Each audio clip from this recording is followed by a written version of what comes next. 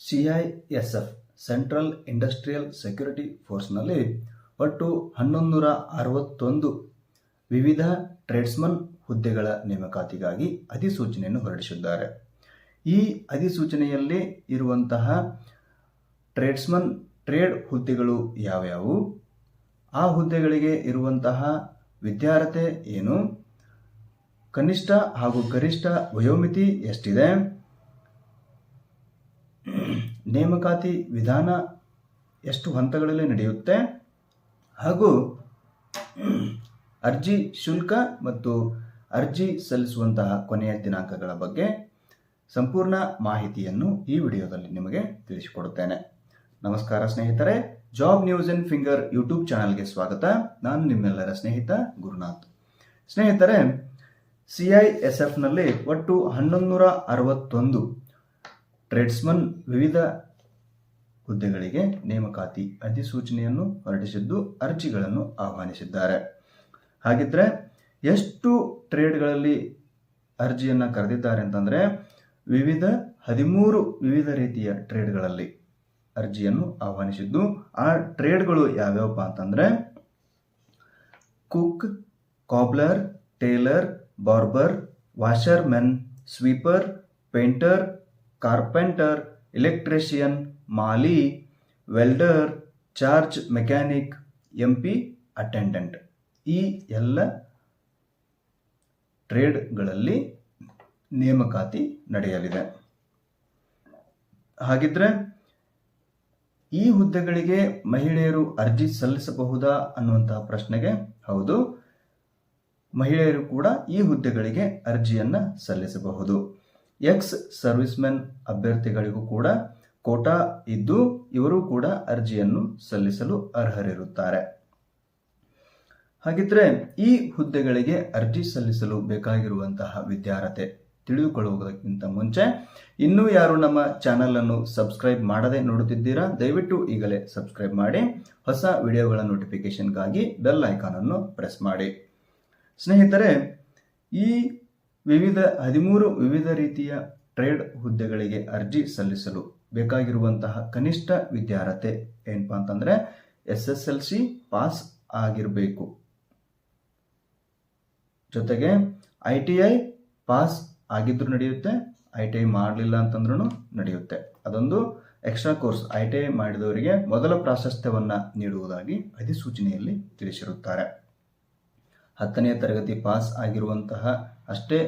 ಆಗಿರುವಂತಹ ಅಭ್ಯರ್ಥಿಗಳು ಕೂಡ ಅರ್ಜಿಯನ್ನು ಸಲ್ಲಿಸಬಹುದು. ಇನ್ನು ವಯೋಮಿತಿ, ಕನಿಷ್ಠ ವಯೋಮಿತಿ 18 ವರ್ಷಗಳಿದ್ದು ಗರಿಷ್ಠ ವಯೋಮಿತಿ 23ರವರೆಗಿದೆ. ನಿಯಮಗಳ ಅನುಸಾರ ವಯೋಮಿತಿ ಸಡಿಲಿಕೆ ಕೂಡ ಅನ್ವಯವಾಗುತ್ತದೆ. ಇದನ್ನು ಡೇಟ್ ಆಫ್ ಬರ್ತ್ ನಲ್ಲಿ ನೋಡುವುದಾದ್ರೆ 2/8/2002ರಿಂದ 2/8/2002ರಿಂದ 1/8/2007 ಒಳಗೆ ಜನಿಸಿರುವಂತಹ ಅಭ್ಯರ್ಥಿಗಳು ಅರ್ಜಿಯನ್ನು ಸಲ್ಲಿಸಬಹುದು. ಇಲ್ಲಿ 2002 ಇಸ್ವಿ ಅನ್ನುವಂಥದ್ದು OBC ಅಭ್ಯರ್ಥಿಗಳಿಗೆ 3 ವರ್ಷ, SC ST ಅಭ್ಯರ್ಥಿಗಳಿಗೆ 5 ವರ್ಷಗಳ ಸಡಿಲಿಕೆಯಿಂದ ಬದಲಾಗುವ ಸಾಧ್ಯತೆ ಇರುತ್ತದೆ. ಇನ್ನು ಈ ಹುದ್ದೆಗೆ ಅರ್ಜಿ ಸಲ್ಲಿಸಲು ಸಾಮಾನ್ಯವಾಗಿ ಇರಬೇಕಾದಂಥದ್ದು ಹೈಟ್. ಈ ಪುರುಷ ಅಭ್ಯರ್ಥಿಗಳಿಗೆ ಅರ್ಜಿ ಸಲ್ಲಿಸಲು ಬೇಕಾಗುವಂತಹ ಕನಿಷ್ಠ ಹೈಟ್ ಎಷ್ಟಪ್ಪ ಅಂತಂದ್ರೆ 165 ಸೆಂಟಿಮೀಟರ್ ಪುರುಷ ಅಭ್ಯರ್ಥಿಗಳಿಗೆ, ಹಾಗೆ ಮಹಿಳಾ ಅಭ್ಯರ್ಥಿಗಳಿಗೆ 155 ಸೆಂಟಿಮೀಟರ್ನಷ್ಟು ಹೈಟ್ ಕನಿಷ್ಠವಾಗಿ ಇರಬೇಕು ಅಂತ ಹೇಳಿ ನಿಗದಿಪಡಿಸಿದ್ದಾರೆ. ಹಾಗಿದ್ರೆ ಈ ಹುದ್ದೆಗೆ ಅರ್ಜಿ ಸಲ್ಲಿಸಲು ಇರುವಂತಹ ಅರ್ಜಿ ಶುಲ್ಕವೆಷ್ಟು ಅನ್ನೋದನ್ನು ನೋಡೋದಾದ್ರೆ 100 ರೂಪಾಯಿಗಳ ಅರ್ಜಿ ಶುಲ್ಕ, ಪ್ರತಿಯೊಬ್ಬರಿಗೂ ಕೂಡ 100 ರೂಪಾಯಿಗಳ ಅರ್ಜಿ ಶುಲ್ಕವಿರುತ್ತದೆ.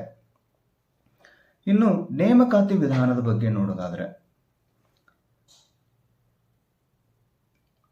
ಒಟ್ಟು 4-5 ಹಂತಗಳಲ್ಲಿ ನೇಮಕಾತಿ ವಿಧಾನ ನಡೆಯುತ್ತೆ.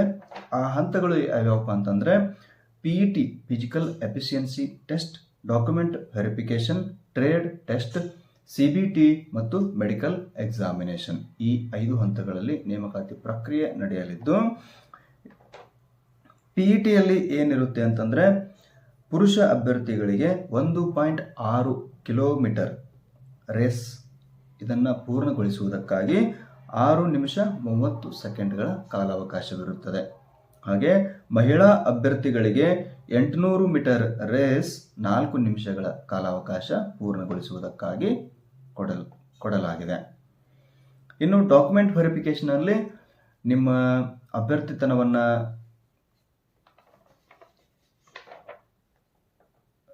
ಅರ್ಹಗೊಳಿಸುವುದಕ್ಕಾಗಿ 10th ಮಾರ್ಕ್ಸ್ ಕಾರ್ಡ್, ನೀವು ರಿಸರ್ವೇಷನನ್ನು ಬಯಸಿದರೆ ಕಾಸ್ಟ್ ಸರ್ಟಿಫಿಕೇಟ್, ಹೀಗೆ ವಿವಿಧ ದಾಖಲಾತಿಗಳನ್ನು ವೆರಿಫಿಕೇಷನಲ್ಲಿ ಚೆಕ್ ಮಾಡಲಾಗುತ್ತದೆ. ಇನ್ನು ಟ್ರೇಡ್ ಟೆಸ್ಟ್ನಲ್ಲಿ ನೀವು ಯಾವ ಹುದ್ದೆಗೆ ಅರ್ಜಿಯನ್ನು ಸಲ್ಲಿಸಿರುತ್ತೀರಾ, ಯಾವ ಟ್ರೇಡ್ ಹುದ್ದೆಗೆ ಅರ್ಜಿಯನ್ನು ಸಲ್ಲಿಸಿರುತ್ತೀರಾ ಆ ಟ್ರೇಡ್ಗೆ ಸಂಬಂಧಿಸಿದಂತೆ ಟೆಸ್ಟನ್ನು ತೆಗೆದುಕೊಳ್ಳಲಾಗುತ್ತದೆ. ಇನ್ನು CBT ಎಕ್ಸಾಮ್, ಇದು ಮಲ್ಟಿಪಲ್ ಚಾಯ್ಸ್ ಎಕ್ಸಾಮ್ ಆಗಿದ್ದು ಕಂಪ್ಯೂಟರ್ ಬೇಸ್ಡ್ ಟೆಸ್ಟ್ ಇರುತ್ತದೆ. ನಂತರ ಕೊನೆಯದಾಗಿ ಮೆಡಿಕಲ್ ಎಕ್ಸಾಮಿನೇಷನ್, ಕೊನೆಯ ಹಂತ ಇದು. ಸ್ನೇಹಿತರೆ, ಇದಿಷ್ಟು CISFನಲ್ಲಿ ಕರೆದಿರುವಂತಹ ಟ್ರೇಡ್ಸ್ಮನ್ 1161 ಟ್ರೇಡ್ಸ್ಮನ್ ಹುದ್ದೆಗಳ ನೇಮಕಾತಿಗಾಗಿ ಹೊರಡಿಸಿರುವಂತಹ ಅಧಿಸೂಚನೆಯ ಬಗ್ಗೆ ಇರುವಂತಹ ಸಂಪೂರ್ಣ ಮಾಹಿತಿ. ಹಾಗೆ ಈ ಹುದ್ದೆಗಳಿಗೆ ಅರ್ಜಿಯನ್ನು ಸಲ್ಲಿಸುವಂತಹ ಪ್ರಕ್ರಿಯೆ ಪ್ರಾರಂಭವಾಗುವಂತಹ ದಿನಾಂಕ 3/3/2025ರಿಂದ ಅರ್ಜಿ ಸಲ್ಲಿಸುವಂತಹ ಕೊನೆಯ ದಿನಾಂಕ 3/4/2025 ಕೊನೆಯ ದಿನಾಂಕವಾಗಿರುತ್ತದೆ.